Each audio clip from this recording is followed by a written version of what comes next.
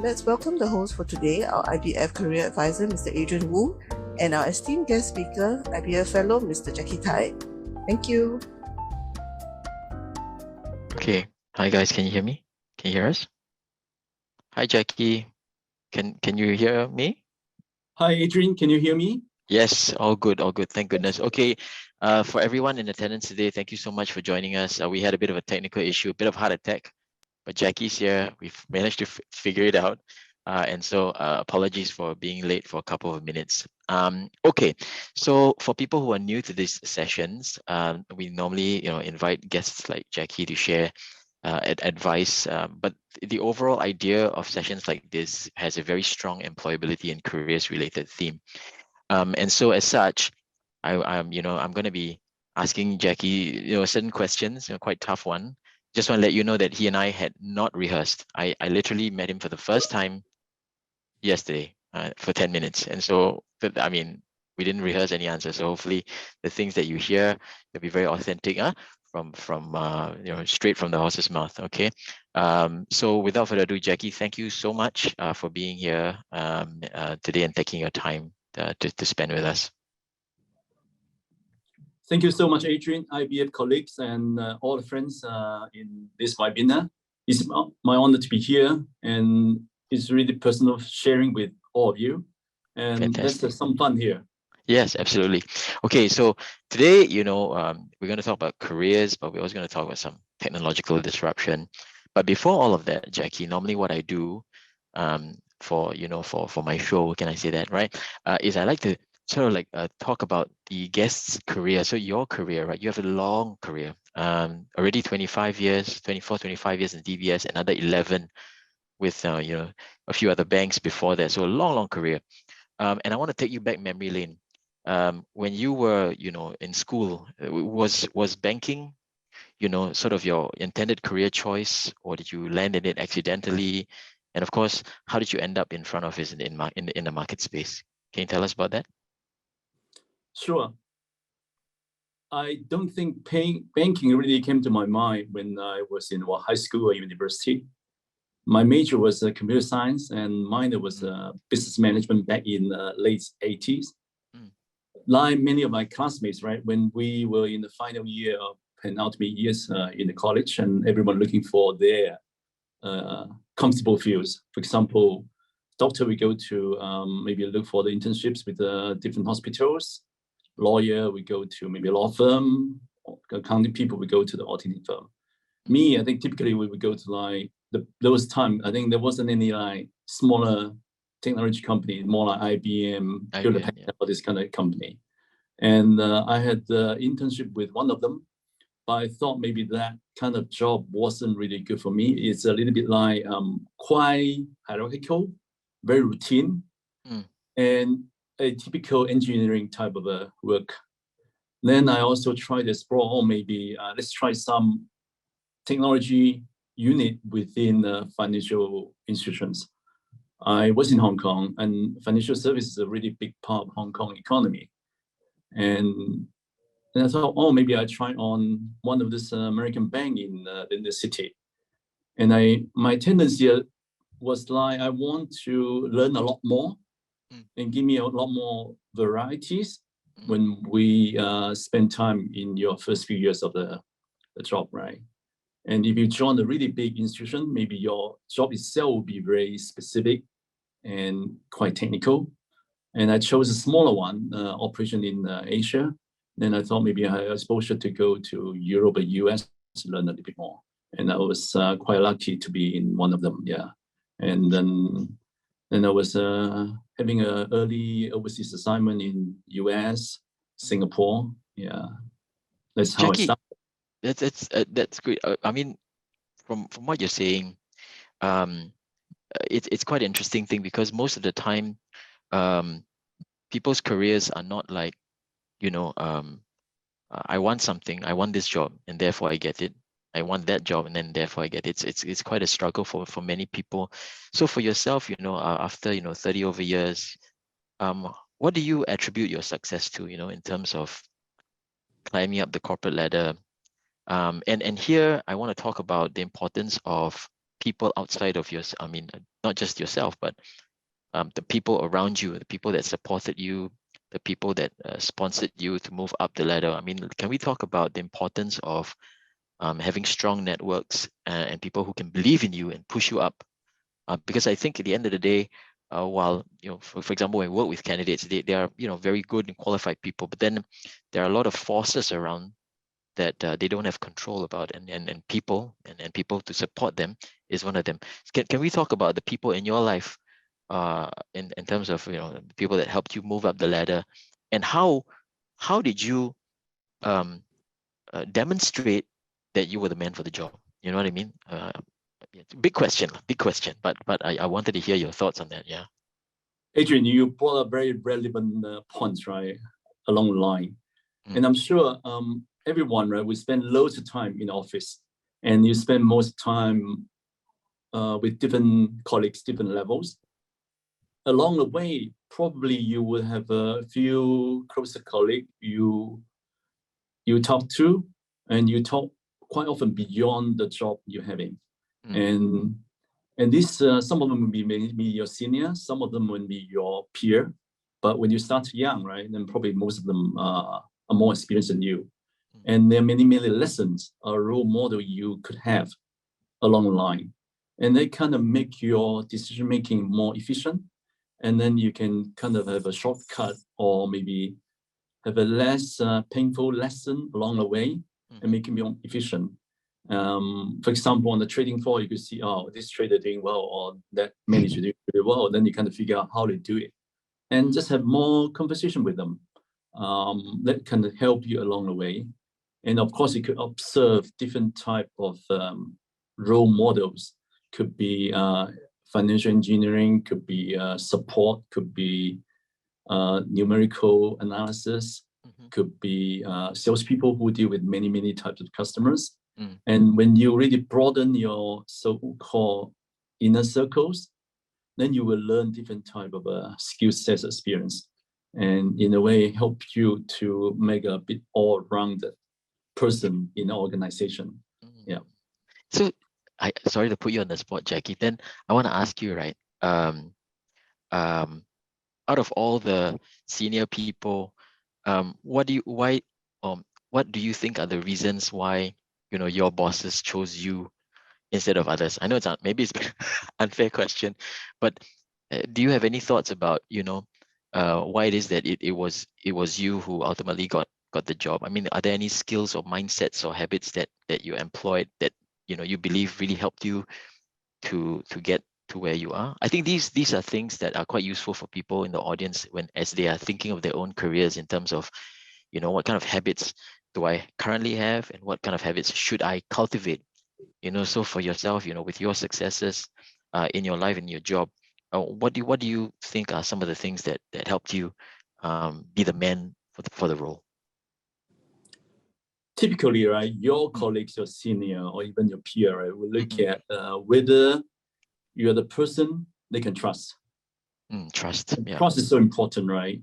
From a small thing to big thing, and you can deliver, you can promise what you can help them in the whole organization, and that's very important, right? Otherwise, people can't trust on you to deliver, and that's a big if, I think, and then you have to make sure you are the person who can deliver. That's one. The other one is commitment. So when you have a trust, commitment, and I assume everyone will have their own quality of domain knowledge, meaning you know what you're doing. You could be the subject matter experts in certain field. Then that will give you confidence to deliver, to gain trust from your peers. Yeah. And over the years, of course, right, the whole industry changes from maybe country to country, from product to product. Maybe US, European country a lot more advanced in the banking industries than Asia. And you learn from those countries how they develop. And the products start from FX, interest rates, balance sheet, to derivative, into credit, into equity. And nowadays we talk about the ESG, the carbon product. We talk about the crypto product.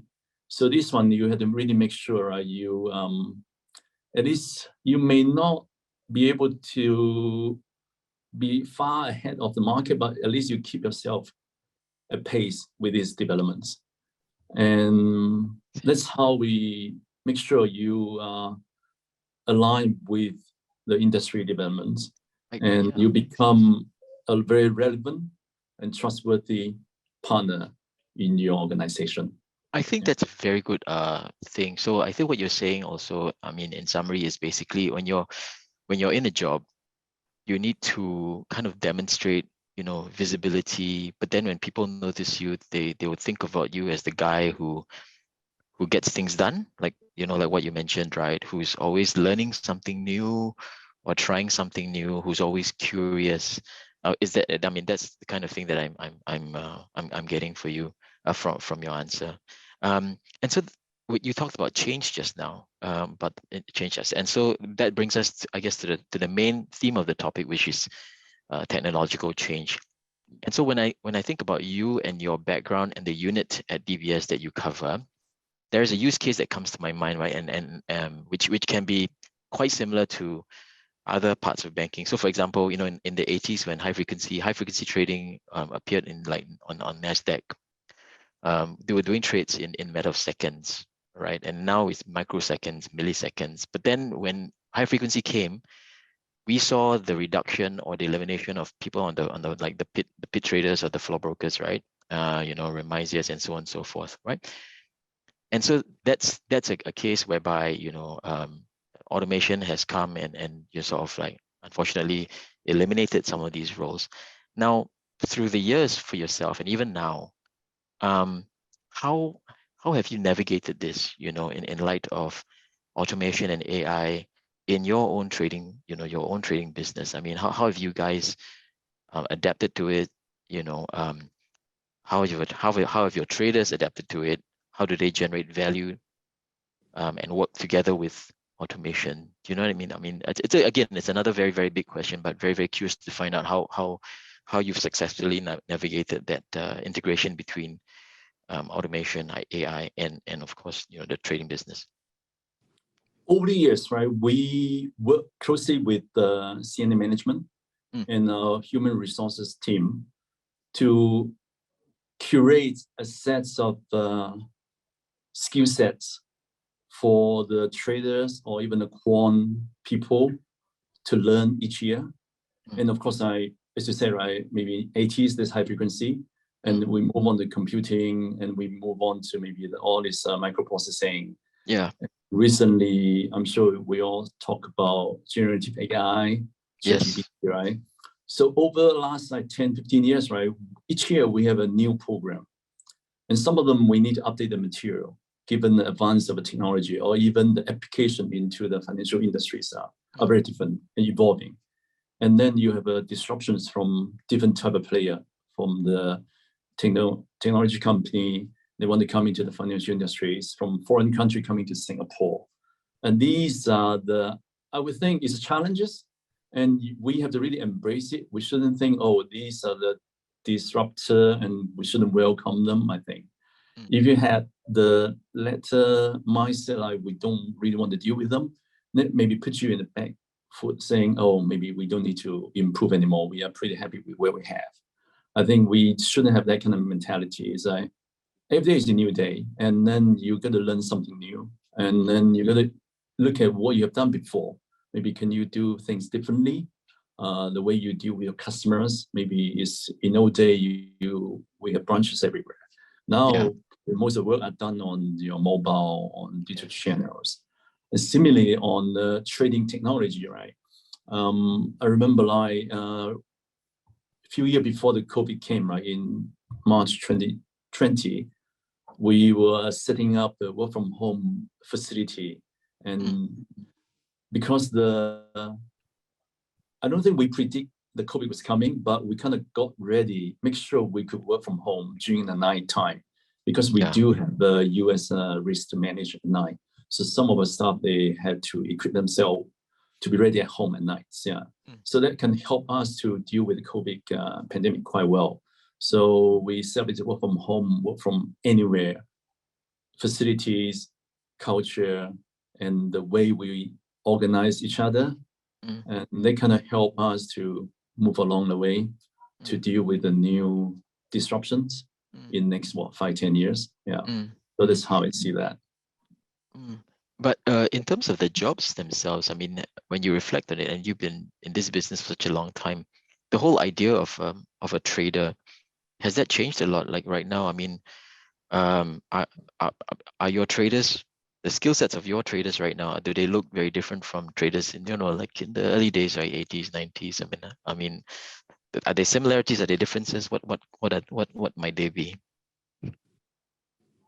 As Adrian mentioned, right, in 80s, right, even in the Sime Explorer, right, you had this open outcry, noise, tickets everywhere, right? And if you really watch the old movie, Wall Street is that kind of setting for the trading world. These days, right, the whole trading floor become very quiet. I was going to ask you about that later, but yeah, okay. Yeah. So then, and in terms of skill set, right, we have less people doing market making, meaning quoting prices to the customers, interbank, based on FX rates or even equity credit products. And we are more people monitoring the whole dealing process. For example, you get requests from customers and we will monitor, okay, how can we better serve these customers? The price you quote, right, just want to make sure it's what customer want. Because first of all, you don't want to quote very wide or one-sided pricing, and then the customer kind of feel like, maybe you're not competitive enough. You don't really give us what we want. You want to quote a reasonably tight pricing and get a deal done, and then make sure the customer stay with you. And that's how we build that customer journey. And then because of all the end-to-end processes being automated, so you don't have too many assistants around you. And some of our managing director on the floor, right, we key in the trade ourselves because we trade through the mobile and then straight through into your back office, into your system. And you can see your so-called market risk matrix on mobile. Yeah. Wow. So we have a less assistant, people with a lot more technical background, and they are able to read the trends, maybe the business distribution, your customer profile behavior. And then, of course, we run through many back testing, right? Going through the model and kind of predict what's the best way going forward. And along the way, you will adjust certain parameter. Yeah. And sorry, Jacky, go ahead. It's more like a little bit more like you go to the NASA. It's like when they launch a space aircraft, it's like maybe 50, 100 people who look at the panel and kind of adjusting their own button parameter, and it's very similar. And you have a less kind of open outcry atmosphere on the trading floor. And wait, just now you talk about the trading floor being like really quiet now. I was gonna ask, I mean, last time the trading floor shouting and stuff like that, but now maybe very quiet, lots of monitors looking at models and things like that. Apart from that, I mean, has the role on your floor changed a lot? Like, for example, maybe less traders, maybe more quants, for example. I mean, have you seen the influx of new types of jobs coming in onto the floor, in the current environment? Oh, definitely. If we look around the recruitments we have done, right, we interview many graduates from different disciplines, not just accounting, math. We would go beyond science fields. We get into the arts, because sometimes this behavior analysis, right, you need to have a bit more artistic That's so interesting. attitude. Okay. Yeah. When you're reading all these signals, right, you can't just use one ruler to figure out what to do. Yeah. And then sometimes, because when you use natural languages processing, right, you need someone with linguistic expertise, or someone with maybe history, sociology. That's so interesting. Oh my gosh. Okay. Yeah. So in a way, it's a wonderful melting pot to see the people who join us. And of course, some of them, they start a bit earlier, like maybe 10, 15 years ago. And probably most of them were like maybe engineering, math, statistics background. And we earlier on mentioned with you, we work with HR people, right, to come up with a different program each year, and hopefully, right, they can equip themselves with the new skill sets, like how to read the statistics, how to do simple coding, Python, all this, and how do they communicate with the quant people? Because if you don't know anything about that, it's hard to really tell them, right? Okay, you want the quant people to computerize, to model your trading methodology into the system. Yeah. Okay, that's good. And I was just also thinking, I mean, like there are a few questions as well. I wanted to organize in sort of cohesive ways. And again, it's about employability, Jackie. So I try to classify this in maybe front, middle, and back office. Okay, so with the front office. So I want to ask you a question, and maybe you can lend your thoughts. Now, my team and I, we work with a lot of people who are mid-careerists. I mean, of course, there are the people that come out straight from university. Maybe they join us here today. I don't know. But let's say for the mid-careerists, and oftentimes when I coach people, they feel like getting to front office or global markets is going to be very, very difficult.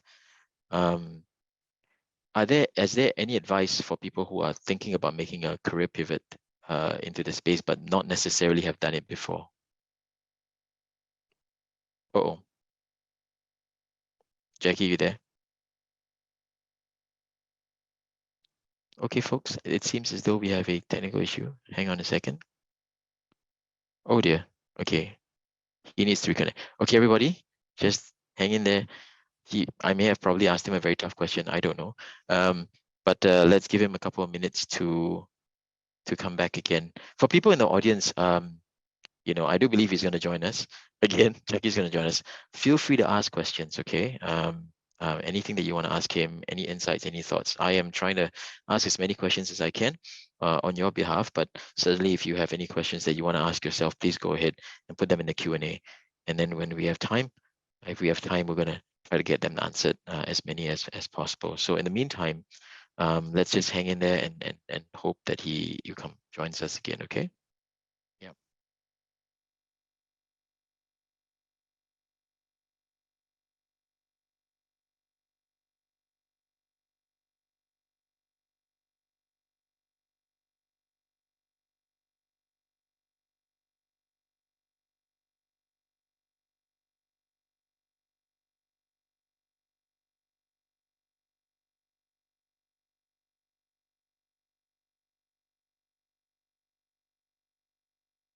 I'm trying to contact secretary. Okay.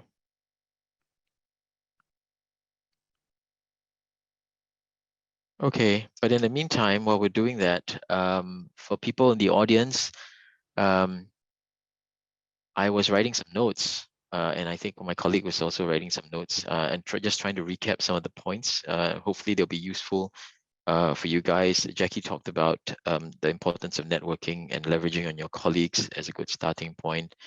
Having a good inner circle of friends and colleagues, people who trust you,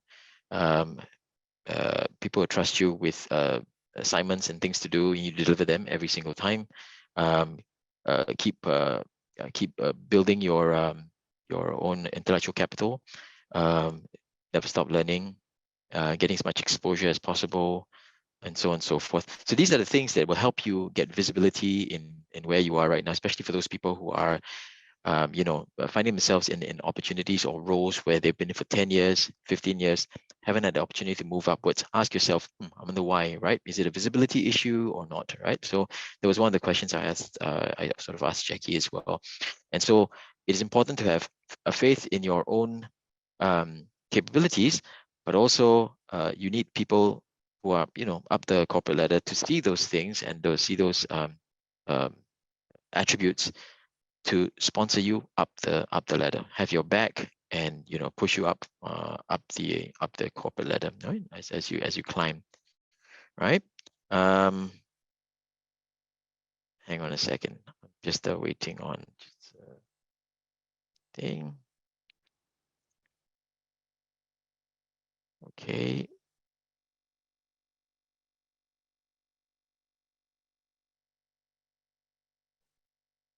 I think he's trying to reconnect again. So just hang in there, guys.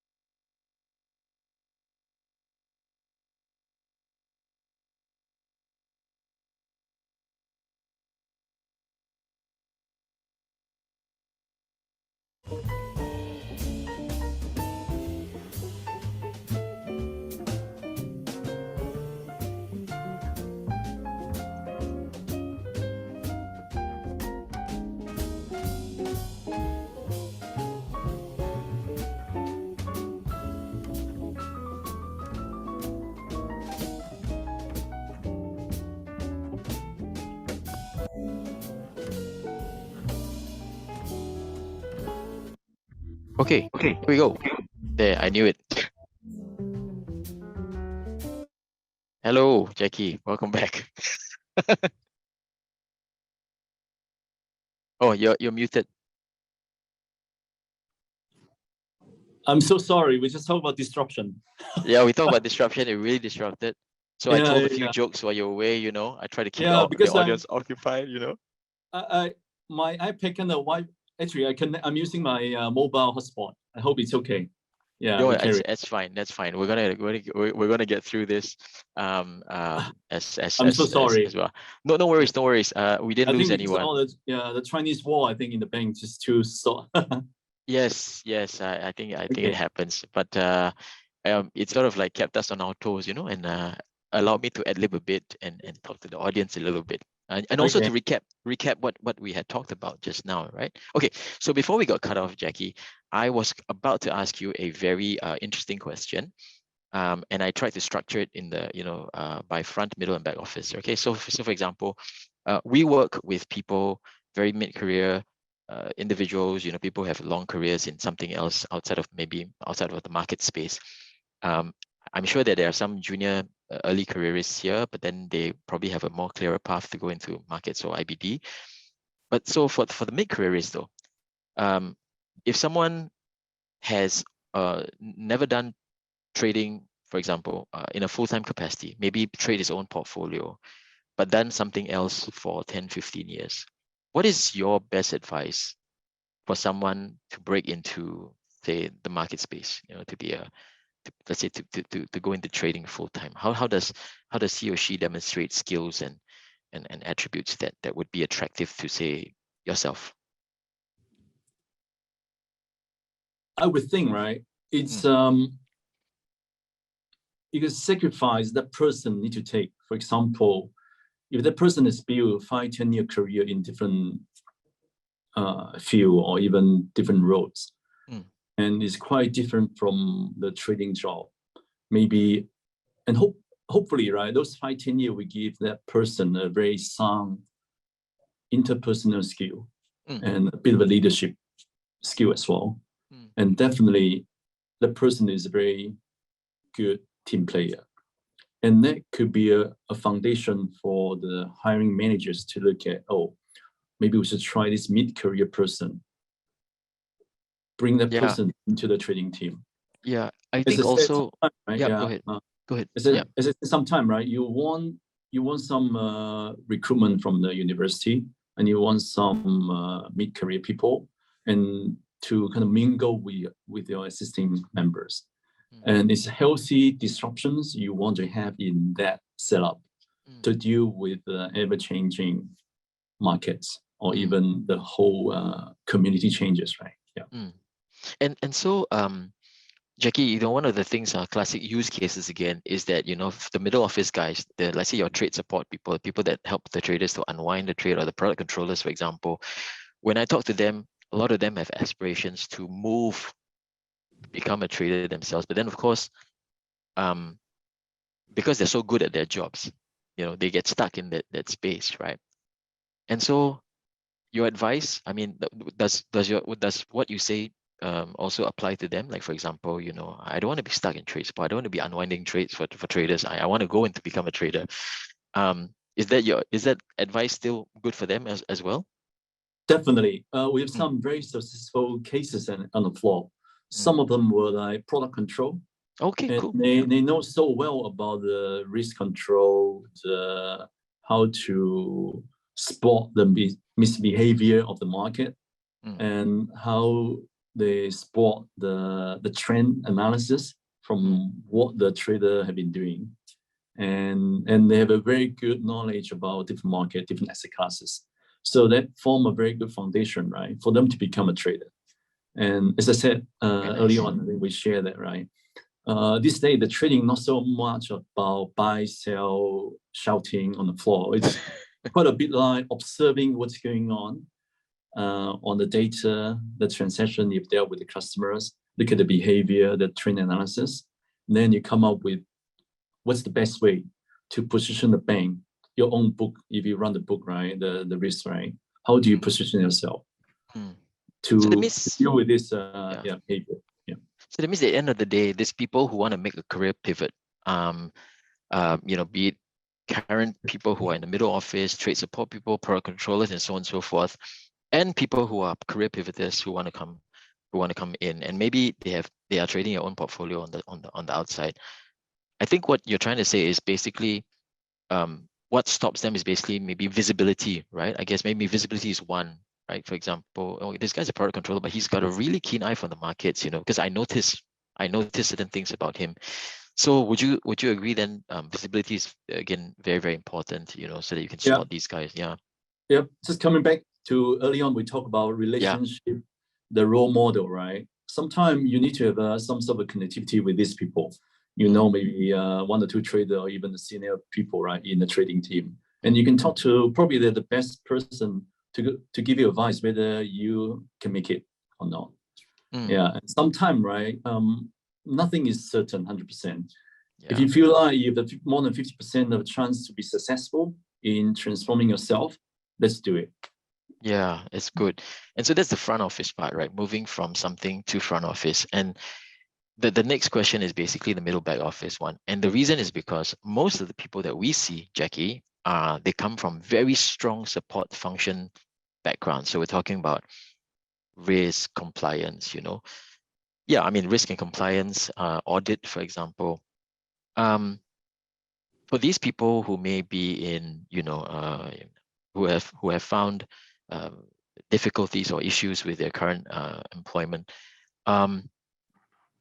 your unit, for example, on the trading, do you feel that there's value for these people, in say in like a trading function like yourself, you know, and if so, what sort of value can these people bring, or insights can they bring, or you know, to say a 21st century trading operation like yourself? These people, right, definitely with a very solid technical skill set. They know the product, they know the regulation, they know the rules, probably about like what sort of risk capital we need to allocate on what kind of position, what kind of asset classes, right?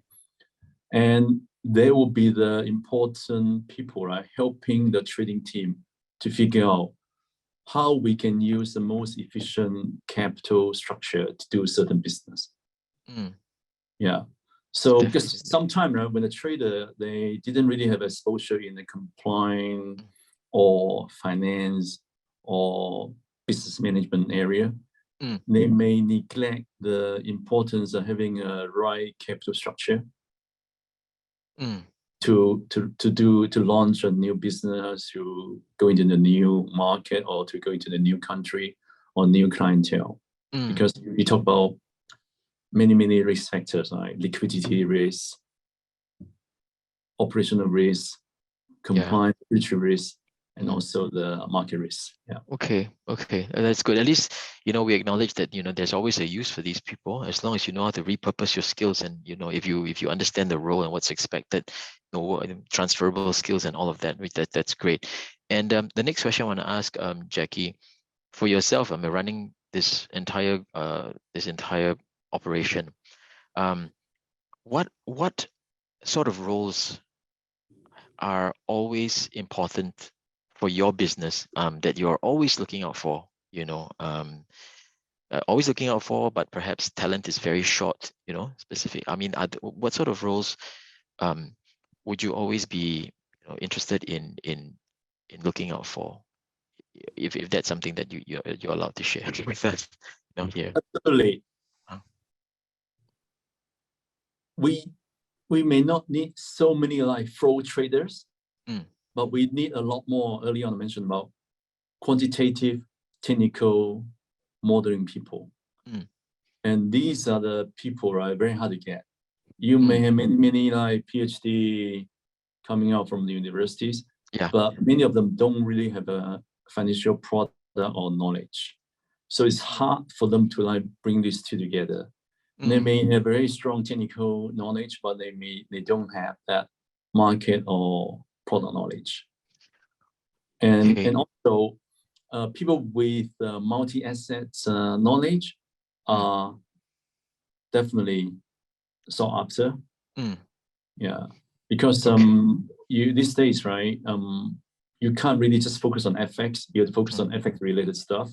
And you're able to like correlate FX into other asset classes like credit, equity stuff. And so it's basically run the business and more like multi-asset classes. Multi-asset class. Yeah.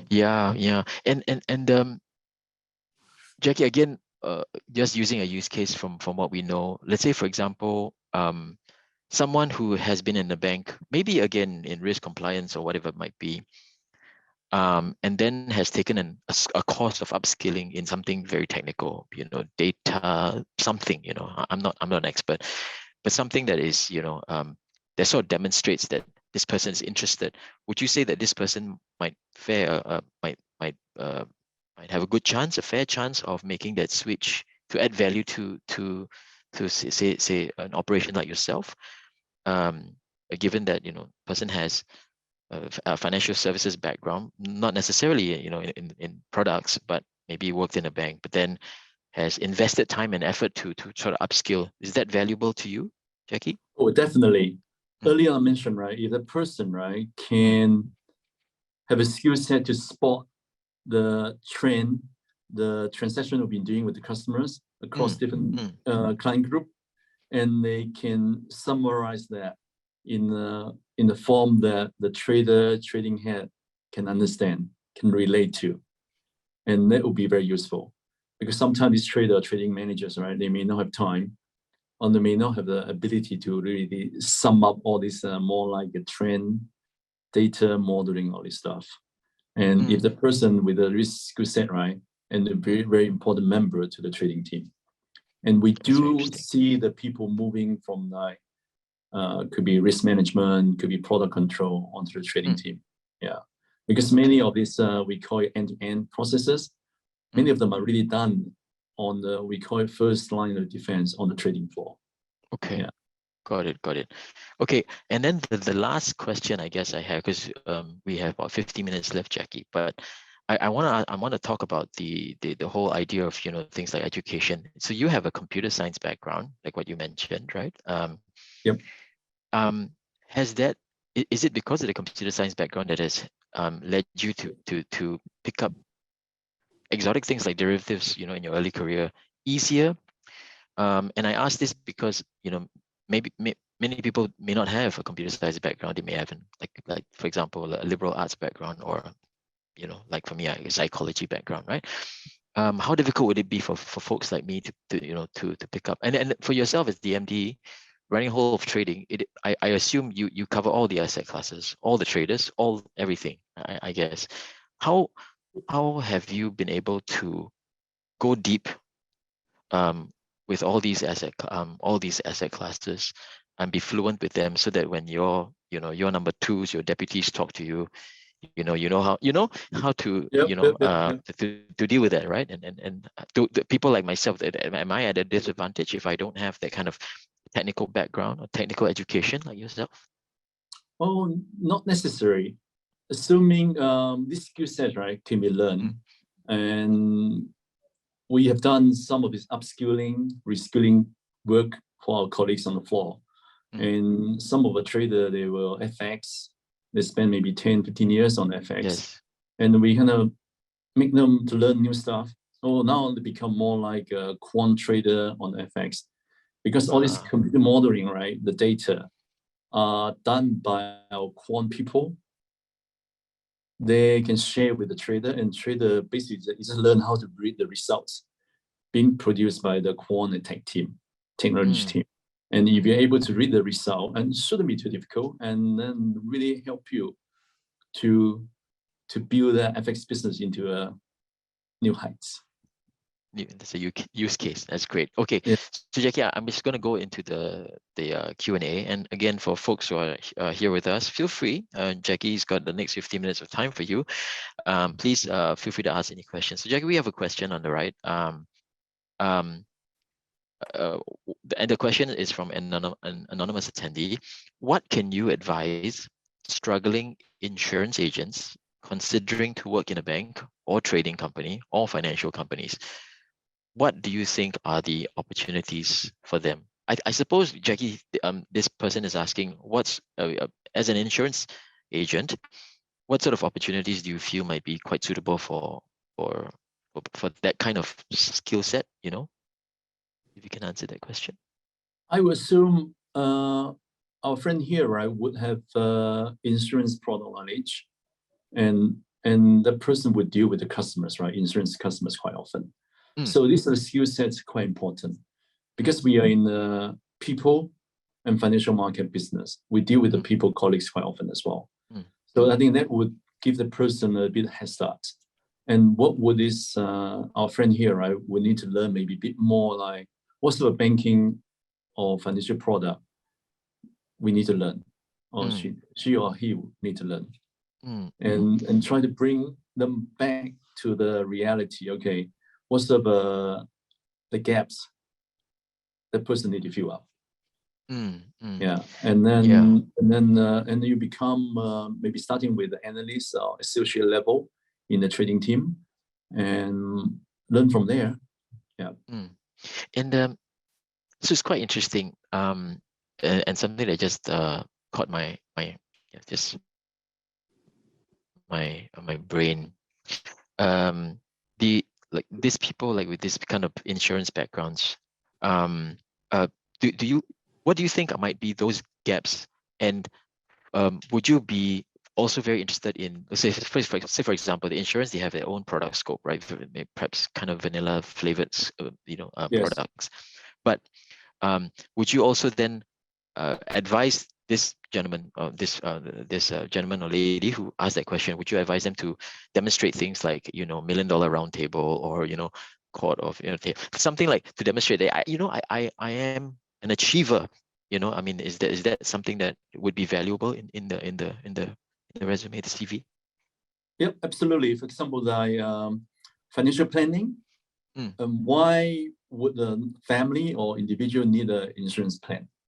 And of course, depending different stage of the person's life, and what kind of insurance product is better for certain early stage, younger stage, retirement stage, and these are quite different. And if the person could demonstrate knowledge, right, domain knowledge, in a way showing the person can learn the financial product very quickly. Yeah. Okay. Awesome. We have a couple more questions also coming up, right? And the next one, if you can see to the right, would be, can you advise how a mid-career transition person get into a product owner role if they do not have the specific product knowledge? So I don't know what product owner is. Maybe a product specialist. Maybe we're talking about a specific asset class. I'm not quite sure, but perhaps that's the way we can interpret the question. So how can you advise a mid-career person who has no product expertise to get into a product role? If that's a fair question. You want to try? Yep. We may not have the product knowledge, right, in maybe in the more deeper level, or the detailed product features, but overall that person would have a control knowledge, the end-to-end process knowledge, right? And when we launch product, what should we do? Before we launch product is product suitability to the client. And then when we launch product, how we should monitor the volume, and whether the infrastructure can cope with the volume if it's very popular among the customers. So these are the useful knowledge and skill set to apply to the specific product knowledge. Okay. Yeah. And I think I just also I would take it as one side, right? You can use what you learn or what you're good at. What you're good at, yeah. Area, yeah. And I also think it comes back to what you said in the earlier part of the conversation, whereby when you first started, computer science graduate, was IBM or some sort of tech company, but then you joined a bank, you had no product, you learned the product, right? So so I suppose, yeah, for people like this, then, I guess what you need is an opportunity to demonstrate, because products you can learn, right? Products you can pick up. You need a platform to showcase that someone should take a chance on you and to give an opportunity. Okay, cool. So I'm, from the look of the questions, Jacky, I am guessing the audience demographic quite accurately, I think. Okay, so this next question asks, as someone with a liberal arts background, psychology, history, I didn't write this question. What are some roles in DBS do you think is suited for people like us, especially in the trading floor? So I think you had mentioned that you have people like that. Like what sort of roles? What do you call these people in your team? On the trading team, right? Sometimes we have we call it flow sales trader. They deal with the customers, our interbank, or even the asset managers, hedge fund people quite often. And their skill sets, the way they deal with the clients, are wonderful. They're way better than maybe a little bit taggy quant-tech person. Okay. So that kind of liberal arts beauty being applied. That's awesome. Yeah. So as I said, right, we really want to embrace all kind of people into this big melting pot. Yeah. And that's how you diversify, you evolve your business. Yeah. Sorry to put you on the spot, Jacky. I just again, this guy's question was interesting to me about this liberal arts, psychology, history. So this person, let's say he has the flair for words and relationships, but he has no product knowledge at all. Is there anything that you can think of at all that could be useful for him to put on his CV to show that, I'm interested? I mean, do you know of any, like, I don't know, courses or any sort of things that this person can do? Right? There are so many linking courses, right? Those are free. But not just the financial product, it could be the technology, it could be the language, could be Python, NLP, machine learning, all this knowledge. And I've seen many of my colleagues, right? They knew nothing about option on FX. And they could pick it up within maybe 1 or 2 months in terms of basic knowledge. And of course, afterwards, right? On the job training is so important.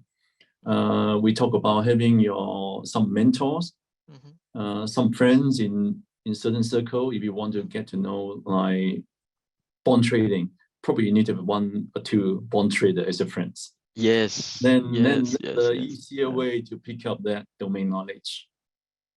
Okay, I think that's great. I mean, because then for folks like him, liberal arts background, what's missed? So I'm thinking, if he picks up all these skills, right, like learning of products, right, he will hopefully get a blend of both the left brain and the right brain, the soft skills, the language skills to convince Jacky to hire me, and then the technical skills, to show that he can do the job. So for our friend who asked that question, I hope that helps. We have a few more questions, Jacky, but I'm also looking at the time. Can I, at this juncture, ask my colleague to launch a very short survey? Jacky, don't worry about this. This is just a survey that we launched for all our sessions.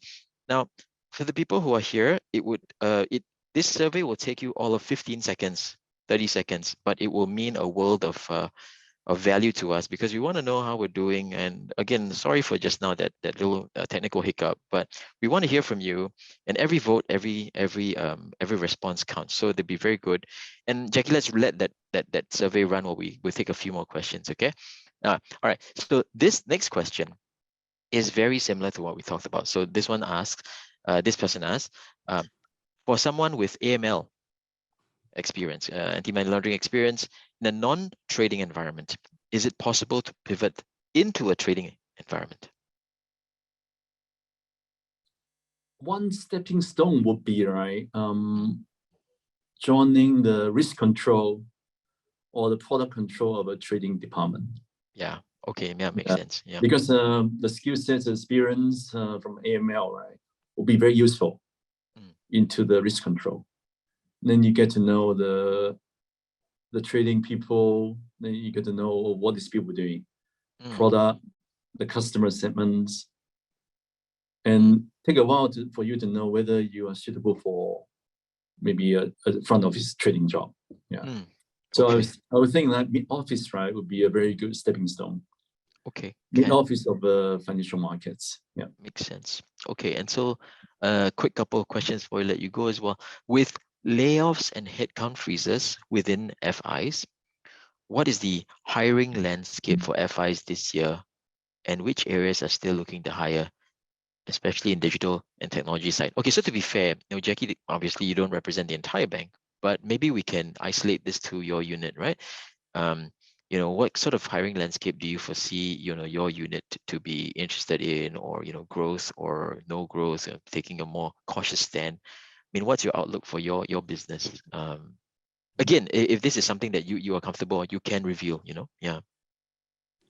I think we touched upon a few opportunities early on. One is really the quantitative technical roles. That's one, right? The person who had the ability to interpret the data, the trend across all the asset classes. I think that's area, I think definitely all the financial institutions, including asset managers, bank or hedge fund, are looking for. And the other one is really the multi-assets management or trading type of job. Because now single asset is so difficult these days to be doing well, because you're going to hit into some sort of ups and downs. But if you have that multi-asset skill set, right, it would be a lot easier for individual to diversify their so-called career risk. Okay, yeah. Got it. And then this last question, then maybe I have one more, but this last question, again, this is very, very typical of the questions that I myself and my colleagues get. And this question asks, a lot of times, Jacky, mid-careerists with no direct knowledge for a role may not even get past the CV screening stage to the interview stage. How would such a person get to the interview stage and eventually get the role? I think there are two parts to the question, right? Getting to the interview stage and, of course, getting the role. And this is a very real question, because my team and I, we face this question every day when we're coaching. How does my CV get spotted? So I know that for you at your level, you probably are the final checker to senior hires, for example, to directors and EDs and other MDs. But what's your thought process in terms of what makes a very good CV? I mean, like when you see something, you're like super interested, I want to read it all. I mean, are there any things that you look out for good CVs?